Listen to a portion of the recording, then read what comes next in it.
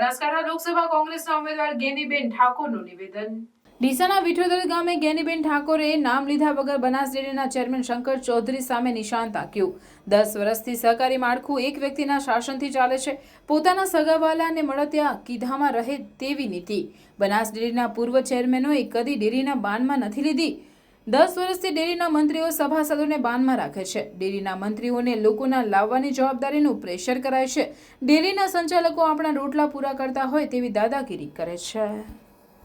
સભાની ચૂંટણી બાબતે જે વાત કરવા માટે પધાર્યા છે એવા બળદેવજી ઠાકોર સાહેબ, ભાઈ શ્રી દિનેશભાઈ, મંચસ્થ મહાનુભાવો, ગામના પ્રથમ નાગરિક સરપંચ શિલ્પાબેન, હસમુખભાઈ, મગનભાઈ, ઈશ્વરભાઈ, ભાઈ શ્રી મુકેશભાઈ ચૌધરી, મણાભાઈ, નાનજીભાઈ, ભાઈ હરચંદભાઈ, શંકરભાઈ, કીર્તિભાઈ, ભૂપતસિંહજી, પુરાભાઈ, રાજુભાઈ, ઈશ્વરભાઈ, મેવાભાઈ, સરદારસિંહજી, કથુસિંહજી, મોહનભાઈ, સૌ અગ્રગણી આગેવાનો, વડીલો, યુવાન ભાઈઓ અને બહેનો, ઘણો ટાઈમ થઈ ગયો છે, હવે હું વિશેષ ટાઈમ નહીં લઉં। પીનાબેને ખૂબ સારી વાત કરી, બેને વાત કરી છે। લોકસભાની ચૂંટણી એ ખૂબ મોટો મત વિસ્તાર છે, પણ તમે નસીબદાર છો કે હજી પ્રોગ્રામ બન્યા પહેલાં અહીંયા વિઠોદર થઈ ગયો ને કે 1100 ગામ છે એટલે ગામે ગામે જવાનું અશક્ય છે, પણ એ લાગણી અહીંયા ખેંચી લાવી છે અને કદાચ બીજી જિલ્લા પંચાયતની સીટ વાઇઝ મિટિંગો થશે। આપ સૌ પીનાબેને વાત કરી, ફેરવાડાનું કોઈ હાજર છે? પીનાબેન તમારું પિયર છે ને? તો મારું પિયર છે ફેરવાડા પરમાર કુળ। એ મારું મારા દીકરાના લગ્ન હતા ત્યારે મામેરું લઈને પણ સાહેબ આવ્યા હતા 2019ની અંદર, એટલે હવે 2 દીકરીઓ ભાઈ થઈને મામેરું માગ્યું છે।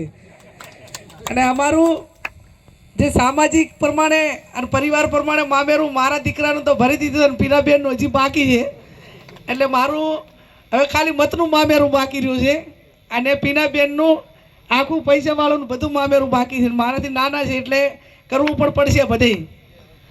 2 વર્ષ પછી હજી બાબલો પડે છે। લોકસભાની ચૂંટણી 7 તારીખે યોજાવાની છે। સમગ્ર જિલ્લામાં અમારો પ્રવાસ જિલ્લા પંચાયતની સીટ વાઇઝ છે એમાં થશે।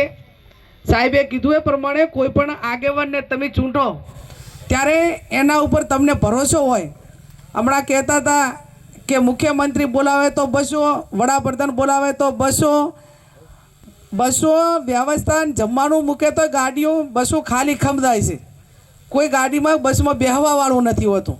અને આજ અમે આટલા આગેવાનો હજી તો ચૂંટણી પછી 7 તારીખ પછી અમે ચૂંટાવાના, એ બધું તમારા હાથમાં છે, છતાં પણ આજે 3 કલાકથી તમે બધા બેઠા છો, એ તમને અમારા ઉપર ભરોસો અને લાગણી છે ત્યારે આ બધા બેઠા છો। એ દિવસે રૂટમાં વિદ્યાર્થીઓ ભલે રખડે, જેનું જે થવું હોય થાય, અને છેલ્લા 10 વર્ષ કે 5 વર્ષથી સહકારી માળખું એ માત્ર સહકાર માટે કે લોકોના ઉત્થાન માટે નહીં, પણ એક જ વ્યક્તિને એના પોતાનો રાજકીય રોટલો કઈ રીતે શેકાય, એના આજુબાજુ મળતિયાઓ હોય, એમના હગાવાલા હોય અને એમના કીધામાં રહે એ પ્રમાણેનું આખું સહકારી માળખું ચાલે છે। અનેક ચેરમેનો હતા, ગલબા કાકાએ સ્થાપના કરી ત્યાંથી કરીને પરથીભાઈ સુધી, એ કોઈએ ડેરીમાં આ રીતે વહીવટ કરીને ડેરીને બાનમાં નથી લીધી। આ તો મંત્રીઓની તો તમે દશા તમે જુઓ તો તમારે 20 જણા લાવવા પડશે, 50 જણા લાવવા પડશે। આ હેરાનગતિ હમણાં 10 વર્ષથી વધી જાય, પહેલાં હતી, હમણાં જ વધી ને, નકર પહેલું ડેરીની રીતે ચાલતી। એને દૂધ ભરાવે, પગાર લઈ આવે, કોઈ વારમાં એકાદ વખત સાધારણ સભા હોય ને ડેરી બોલાવે તો દવાનું હોય। આ તો સુપરવાઇઝરોથી કરીને જાણે એ આપણા રોટલા પૂરા કરતા હોય ને એટલી દાદાગીરી આપણા પરસીવે। કદાચ સરકાર આપતી હોય સબસિડી, કદાચ એ વધારાનું આપતા હોય, આ તો આપણે 5 લીટર દૂધ ભરાવવા 5નો જ પગાર મળે, કંઈ 10નો જ મળે નહીં, અને છતાં આપણી જુલમ છે। એટલે મારો કહેવાનો અર્થ એ છે કે કોઈ પણ ક્ષેત્રનો વડો હોય, એ ક્ષેત્રના સંસ્થા હોય, સરકાર હોય તો કમસે કમ લોકોનું ભલું થાય એટલું કરે, પણ લોકો ઉપર જુલમ એ વધારાનો ના હોય। એવું તો આ લોકશાહી દેશ અને પ્રજામાં એટલું હુનર ને તાકાત તો હોવી જ જોઈએ। અને તમે ખોટાને તમે એમ કદી નાખો કે તું ખોટો છો તો એને વધારેમાં વધારે ખોટું કરવાની મનોબળ વધે કે ના વધે? વધે. એટલે હું તો મંત્રી આ કોણ જે હોય એમાંથી પડતી પણ સમગ્ર સહકારી માળખું, સેવા મંડળી હોય, દૂધ મંડળી હોય કે કોઈ સહકારી સંસ્થા હોય તો એને કોઈ સરકાર કે જિલ્લાની ઓફિસ ક્યાંય પગાર નથી આપતી. એ આપણા દૂધના પગારમાંથી એને પગાર મળે છે, અને મંડળી હોય તો આપણા વ્યાજના પૈસામાંથી એને પગાર મળે છે. એ આપણે મંત્રી જે આપણો હોય દૂધ ડેરીનો કે સેવાનો, એને ગામના લોકો કેમ કરવું જોઈએ, આપણે એ કેમ કરવાનું રહેતું નથી. આ વાત સાચી કે ખોટી? એમ આ તો એમ કે જાણે આપણે તો એ બધા પગાર લે ડેરીના મંત્રીથી ચાલુ થાય છે ત્યાં બેઠા ત્યાં સુધી બધાય એનું બધાય પૂરું આ પશુપાલકો ને આપણા ખેડૂતો કરે છે. એટલે આપ સૌને મારી બે હાથ જોડીને વિનંતી કે આ ચૂંટણી એ માત્ર કોઈ સંસદ બની જવું કે એના સ્ટેટસ પેલું કરવું કે નથી. આ તમામ લોકોના ભલા માટેની ચૂંટણી છે. અને ભલા માટેની ચૂંટણી એટલા માટે કહું કે આ દેશના વડાપ્રધાન મનમોહનસિંહ હતા તો એક ધડાકે તમામ ખેડૂતોના દેવા માફ કર્યા હતા કે નહોતા કર્યા? આ ગઢવી સાહેબ હતા તો 2,000 રૂપિયામાં આપણને લાઇટના કનેક્શન મળ્યા હતા કે નહોતા મળ્યા?